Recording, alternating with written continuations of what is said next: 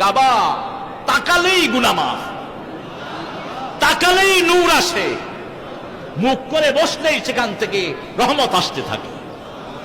এই জন্য কোন অবস্থায় কোন মোমেন যেন কাবাকে পিছনের দিকে দিয়ে না বসে। কাবার দিকে ছেপ ফেললে পর্যন্ত রাসূল বলছেন কিয়ামতের ময়দানে তার কপালের মধ্যখানে ওই ছেপগুলো জমা করে দেওয়া হবে।